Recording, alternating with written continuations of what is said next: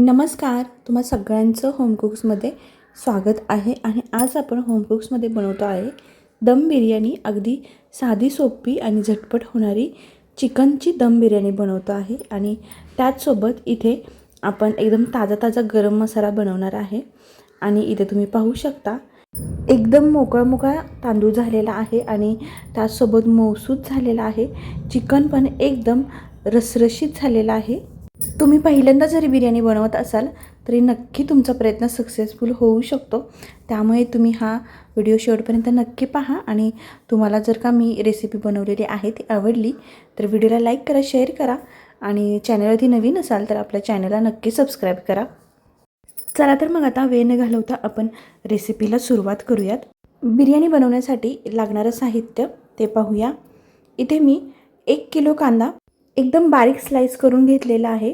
त्यासोबत मीडियम साईजचे 2 टोमॅटो बारीक चिरून घेतलेले आहेत. आणि गरजेप्रमाणे जसं लागेल तसं इथे लिंबू वापरायचं आहे. त्यानंतर इथे काही मी खडे मसाले वापरलेले आहेत. हे मसाले तांदूळ उकळताना वापरायचे आहेत. आणि त्याचसोबत आपण एकदम फ्रेश मसालासुद्धा तयार करणार आहोत. त्याच्यासाठी सुद्धा हे मसाले वापरणार आहोत. इथे 1 किलो चिकन घेतलेलं आहे. ते छान स्वच्छ धुवून घेतलेलं आहे. त्यानंतर 1 वाटी पुदिना घेतलेला आहे. 1 वाटी बारीक चिरलेली कोथिंबीर घेतलेली आहे. आणि यानंतर इथे मी 1/2 किलो एवढा तांदूळ घेतलेला आहे आणि तो कमीत कमी अर्धा तास छान असा भिजत ठेवायचा आहे. त्यानंतर इथे दही लागणार आहे. तर दही घेत असताना आपल्याला फ्रेश दही घ्यायचं आहे. जसं की मी तुम्हाला सांगितलं तांदूळ एकदम छान भिजत ठेवायचा आहे. तर तुम्ही पाहू शकता की हाताने लगेच मोडेल इतका असा तांदूळ भिजलेला आहे.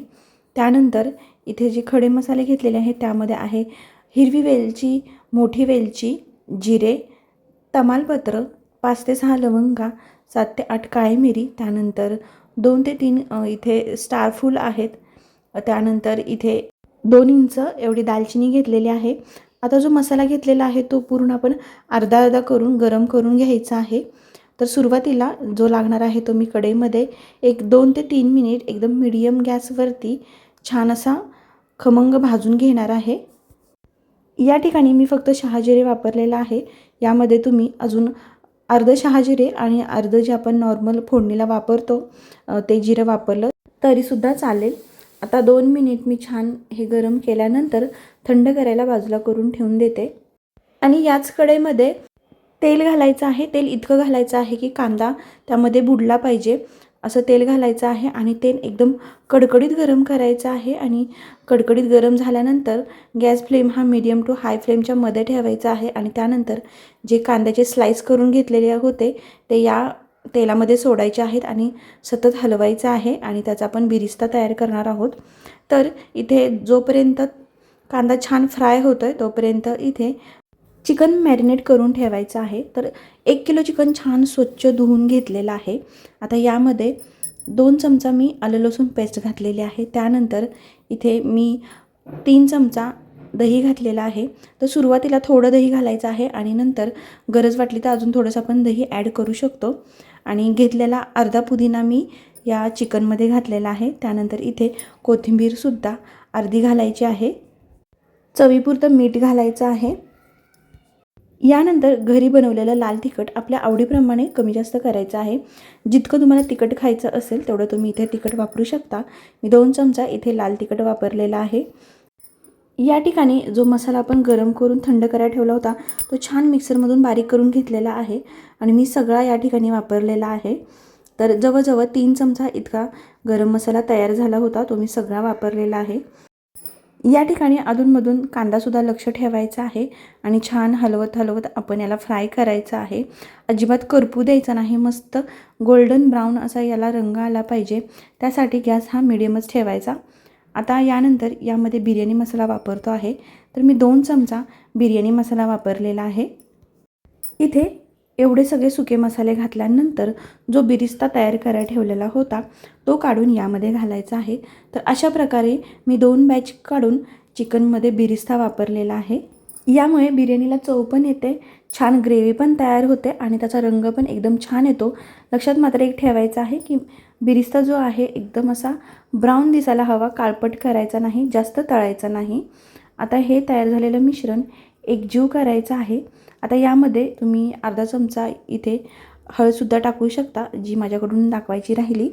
आता हे मिक्स झाल्यानंतर यामध्ये जे कांदा तळलेलं तेल आहे ते थोडंसं घालायचं आहे आणि पुन्हा एकदा छान असं मिक्स करायचं आणि कमीत कमी अर्ध्या तासासाठी बाजूला करून ठेवायचं आहे, की ज्यामुळे ते एकदम छान आतपर्यंत मस्त फ्लेवर मुरले जातील.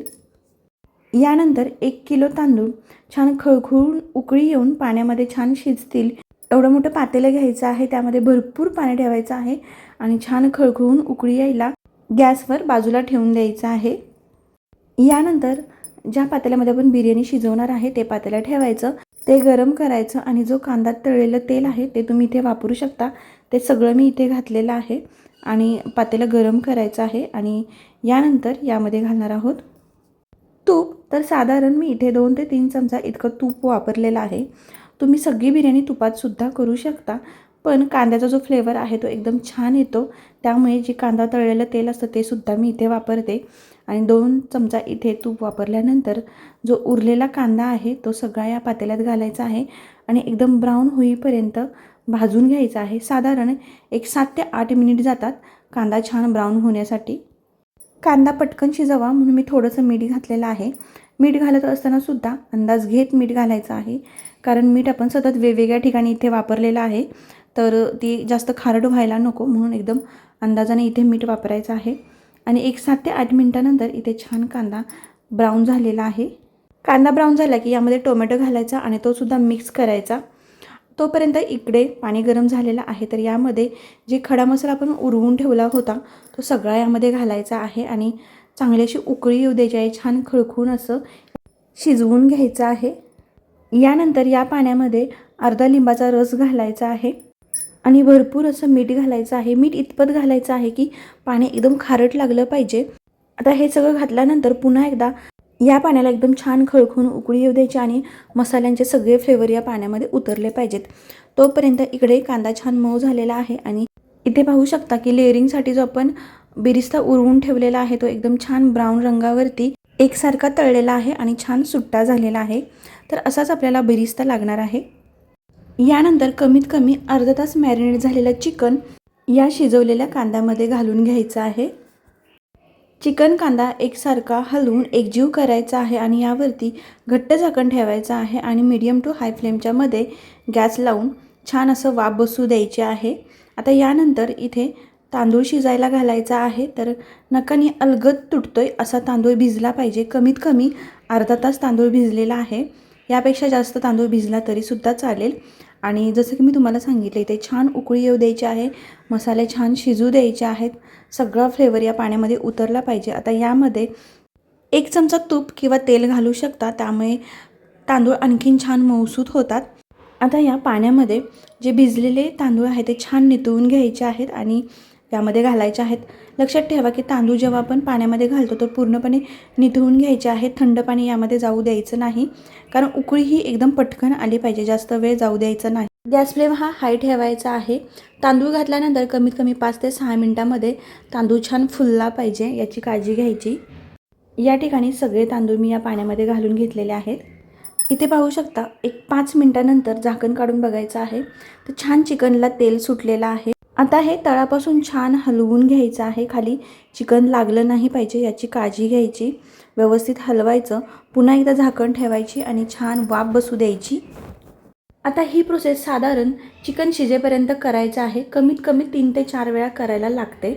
आता जसं मी सांगितलं की मी सुरुवातीला चिकनमध्ये थोडंसं दही घातलं होतं. आता इथे सुद्धा मी 2 चमचा दही घालणार आहे. सोबत थोडी कोथिंबीर आणि थोडा पुदिनासुद्धा घालायचा आहे आणि जो तळलेला बिरिस्ता होता त्यातील अर्धा बिरिस्ता इथे चिकनमध्ये घालायचा आहे आणि पुन्हा एकदा छान हलवून घ्यायचं.